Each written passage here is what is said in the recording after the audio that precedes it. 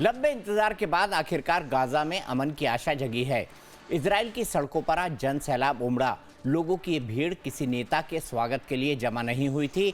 ये लोग उन 20 बंधकों का स्वागत करने में जुटे थे जो 2 सालों से हमास के कब्जे में थे। हमास ने सभी इजरायली बंधकों को रिहा कर दिया है, जिसके बाद गाजा शांति समझौते का पहला चरण शुरू हो गया है। इस चरण में इजराइल और हमास बंदियों को रिहा करेंगे, जिसके बाद आगे की प्रक्रिया शुरू होगी। हमास के बाद इजराइल ने भी कैदियों को छोड़ना शुरू कर दिया है। लगभग 2 साल के युद्ध के बाद इजराइल और हमास के इन कदमों से गाजा में पहली बार शांति की उम्मीद जगी है, लेकिन आगे की राह अभी इतनी आसान नहीं है।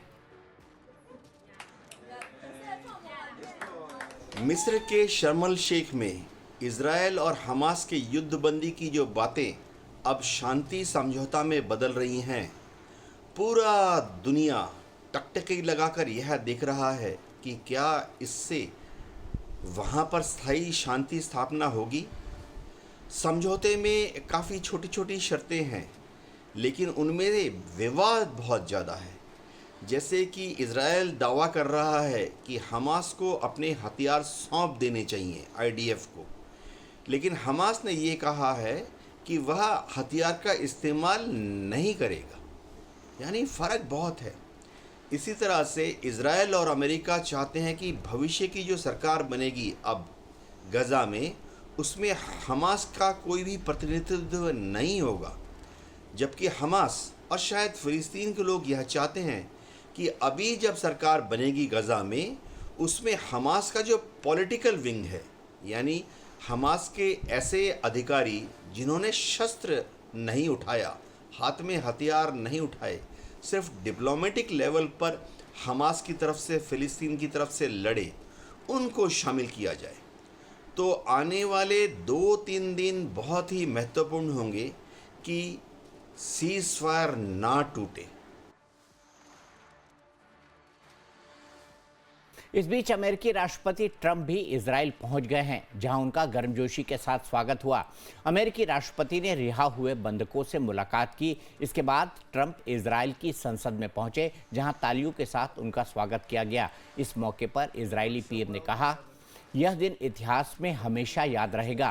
ट्रंप का नाम हमारे देश और दुनिया के इतिहास में लिखा जाएगा। हमने इस पल का बहुत इंतजार किया है। मैं शांति के लिए तैयार हूँ, आप भी तैयार हैं और हम मिलजुल कर इसे करेंगे। ट्रंप व्हाइट हाउस में इजराइल के सबसे अच्छे दोस्त हैं। किसी भी अमेरिकी राष्ट्रपति ने इजराइल के लिए इतना नहीं किया जितना ट्रंप ने किया है। इजरायली संसद को संबोधित करते हुए ट्रंप ने कहा कि 2 साल की भयानक कैद और अंधेरे के बाद 20 बहादुर बंधक अब अपने परिवारों के पास लौट रहे हैं। ये बहुत शानदार है। This week's ceasefire, we've achieved the most challenging breakthrough of them all. The most challenging breakthrough maybe ever. I mean, I've never seen anything like it. I've been involved in a lot of success. I have never seen anything like what's going on today all over the world. People are dancing in the streets, not just in Israel. They're dancing in the streets of countries that would have never danced in the street about what's happening today. They're dancing in those streets. So this long and difficult war has now ended. You know, some people say 3,000 years, some people say 500 years, whatever it is. It's the granddaddy of them all. एक तरफ Israel में जश्न जारी है, दूसरी तरफ मिस्र के शर्म अल शेख में गाजा पर एक सम्मेलन का आयोजन हो रहा है। इस सम्मेलन में गाजा शांति समझौते पर चर्चा हो रही है। 20 देशों के नेता और प्रतिनिधि इसमें शामिल हैं। इसमें गाजा के लिए अंतिम समझौते और पुनर्निर्माण पर चर्चा होगी। सम्मेलन में हमास और इजराइल शामिल नहीं हो रहे हैं। इस सम्मेलन में Donald Trump, Antonio Guterres, Abdel Fattah el Sisi, Pedro Sanchez, Keir Starmer, Emmanuel Macron के अलावा कई देशों के नेता मौजूद हैं। इनमें पाकिस्तान के पीएम शहबाज शरीफ भी शामिल हैं। भारत को भी इस सम्मेलन में शामिल होने का न्योता दिया गया था, लेकिन पीएम मोदी इस सम्मेलन में शामिल नहीं होंगे। पीएम मोदी की जगह विदेश राज्य मंत्री कीर्तिवर्धन सिंह भारत का प्रतिनिधित्व करेंगे। जानकारों के अनुसार पीएम मोदी को अंतिम समय में आमंत्रण दिया गया था। कूटनीति और प्रोटोकॉल के लिहाज से ये सही नहीं है। इस सम्मेलन में शहबाज शरीफ और अमेरिकी राष्ट्रपति भी मौजूद रहेंगे, इसलिए भारत ने इस सम्मेलन से दूरी बनाई है। भारत और अमेरिका के बीच ट्रेड डील पर बातचीत जारी है। दोनों देशों के बीच संबंध भी एक बड़े विवाद का मुद्दा माना जा रहा है। ट्रंप कई बार भारत पाकिस्तान संघर्ष रुकवाने का दावा कर चुके हैं, जिसे भारत ने साफ नकारा है। ऐसे में सम्मेलन में पीएम मोदी के शामिल न होने को जानकार सोचा समझा कदम मान रहे हैं। भारत ने अपने प्रतिनिधि को शर्म अल शेख भेजकर इस सम्मेलन और समझौते का समर्थन किया है, लेकिन यह भी स्पष्ट कर दिया है कि वह ऐसे किसी भी सम्मेलन में मौजूद नहीं रहेंगे जहां पाकिस्तान मौजूद हो, और भारत तब शामिल होगा जब आतंक की निंदा हो।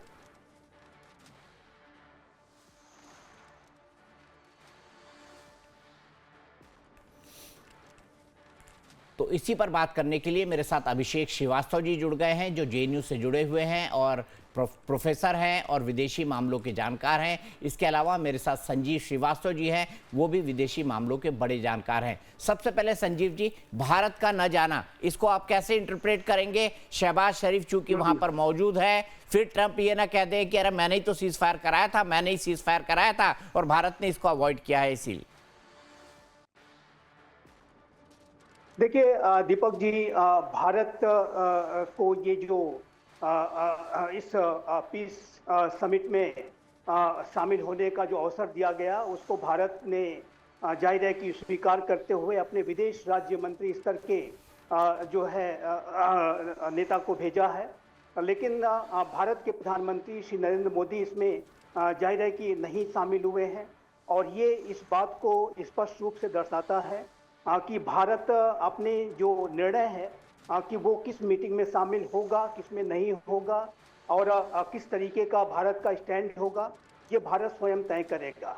भारत को ये न्योता दिया गया, भारत ने इस न्योते पर विचार किया और एक अप्रोप्रिएट लेवल पर अपनी स्ट्रेटजिक ऑटोनॉमी, जिसको रणनीतिक स्वायत्तता, जो कि हमारी विदेश नीति का आधार है, उसको एक्सरसाइज करते हुए हमने ये निर्णय लिया कि हम अपने विदेश राज्य मंत्री को भेजेंगे, प्राइम मिनिस्टर मोदी वहां नहीं जाएंगे। तो एक तो पहला मैसेज बहुत ही लाउड एंड क्लियर है कि भारत अपनी स्ट्रेटजिक ऑटोनॉमी को लगातार एक्सरसाइज करता है, और वो अमेरिका को या विश्व की किसी भी महाशक्ति को ये हमेशा बताता है कि भारत अपने निर्णय अपने राष्ट्रीय हितों के और अपने कंसिडरेशंस के आधार पर ही लेगा। किसी दबाव में आकर के, किसी के पुल्स एंड प्रेशर में आकर के भारत कोई भी निर्णय कभी न तो लेता रहा है, न आज ले रहा है, या भविष्य में भी ऐसा नहीं करेगा। तो ये तो भारत की रणनीतिक स्वायत्तता का पहला बिंदु है। दूसरा दीपक जी, जैसा कि आपने अपने प्रारंभिक वक्तव्य में बताया, और आज हमने देखा कि अमेरिका के राष्ट्रपति डोनाल्ड ट्रंप जब केनेसेट में वो अपना संबोधन दे रहे थे, तो उन्होंने एक बार फिर से भारत और पाकिस्तान के बीच के जो हाल के समय का जो सीज फायर हुआ था, उसके विषय पर अपने कुछ विचार रखे, जो कि भारत को स्वीकार नहीं है।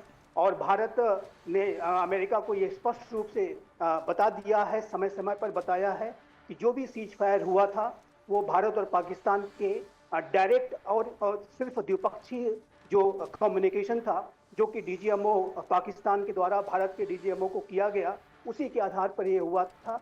उसमें भारत को किसी तीसरे पक्ष की मध्यस्थता स्वीकार नहीं है। और ये बात भारत आज से नहीं कह रहा है, ये शिमला समझौते में भी है, लाहौर डिक्लेरेशन में भी है। और जाहिर है कि डोनाल्ड ट्रंप जिस तरीके से बार बार भारत और पाकिस्तान के बीच में सीज फायर का क्रेडिट लेने की कोशिश करते हैं, वो भी भारत को स्वीकार नहीं है। और ऐसी किसी स्थिति में भारत नहीं जाना चाहेगा कि जहां पर प्राइम मिनिस्टर शहबाज शरीफ भी मौजूद हो, डोनाल्ड ट्रंप भी मौजूद हो, या प्राइम मिनिस्टर मोदी मौजूद हो। तो इस तरीके की स्थितियों से अपने आप को अलग रखने के लिए और एक क्लियर मैसेज देने के लिए कि इस तरीके के विचार अमेरिका के राष्ट्रपति के भारत को स्वीकार नहीं है, ये निर्णय लिया गया है। कूटनीतिक स्वायत्तता या रणनीतिक स्वायत्तता, यही भारत के लिए सबसे महत्वपूर्ण है, और संजीव श्रीवास्तव जी उसी के बारे में बता रहे थे। लेकिन प्रोफेसर साहब, मुझे ये बताइए कि क्या ये समझौता टिक पाएगा? क्या हमास हथियारों को छोड़ देगा? क्या आपको लगता है कि पहला स्टेप तो हो गया, अगले स्टेप्स भी होंगे 20 सूत्रीय समझौते के? देखिए, अब जब से राष्ट्रपति डोनाल्ड ट्रंप पाकिस्तान के करीब आए हैं, तो वो अपने मुंह मियां मिट्ठू हो गए हैं। उन्होंने जो बार बार ये क्लेम करना शुरू किया कि भारत पाकिस्तान के बीच जो उन्होंने समझौता कराया, ये बड़ा ही हास्यास्पद मुद्दा हो चुका है। और अब वैश्विक समुदाय ये समझ चुका है कि ये अब बार बार झूठ बोलने से वो सच साबित नहीं हो जाएगा, पहली बात। दूसरी बात जो आपने कही है बहुत ही महत्वपूर्ण मुद्दा है। गाजा पीस प्लान जो है ये आप समझिए कैंप डेविड एग्रीमेंट जो जिमी कार्टर ने कराया था 1978-79 में, जिसमें इजिप्ट एक पार्टनर था और इजिप्ट और इजराइल के बीच एक शांति समझौता हुई थी, और इजिप्ट अरब देश का पहला एक राष्ट्र था जिसने इजराइल को मान्यता दी थी। राष्ट्रपति ट्रंप उसी नक्शे कदम पर चलने की कोशिश कर रहे हैं क्योंकि उनके अंदर एक हड़बड़ाहट है कि वो नोबेल पीस प्राइज कैसे मुझे जल्दी से जल्दी मिल जाए। इस साल का तो उनसे मिस हो गई गाड़ी। अब जो एक 1978-79 में कैंप डेविड एग्रीमेंट था, उसी आधार पे वो गाजा पीस प्लान लाने की कोशिश कर रहे हैं। लेकिन इंटरेस्टिंग पॉइंट ये है कि जो पार्टीज हैं गाजा पीस प्लान के, वो इस चर्चा में शामिल नहीं हो रही हैं। और हमास का जिस तरीके से उन्होंने एक तरफा निर्णय लिया है, हमास ने अपनी स्ट्रैटेजी भले थोड़ी देर के लिए पॉज कर दी हो, लेकिन हमास की नीयत नहीं बदलने वाली। एक जो संगठन है जिसकी बुनियाद ही जिसकी विचारधारा ही हिंसा पर आधारित हो, उससे आप उम्मीद करते हैं कि वो हथियार छोड़ करके और शांति समझौते का पालन करेगा। मुझे तो ये शंका है कि गाजा पीस प्लान केवल प्लान बन के न रह जाए। जो पीस शब्द है ये कहीं ना कहीं धुंधला दिख रहा है मुझे।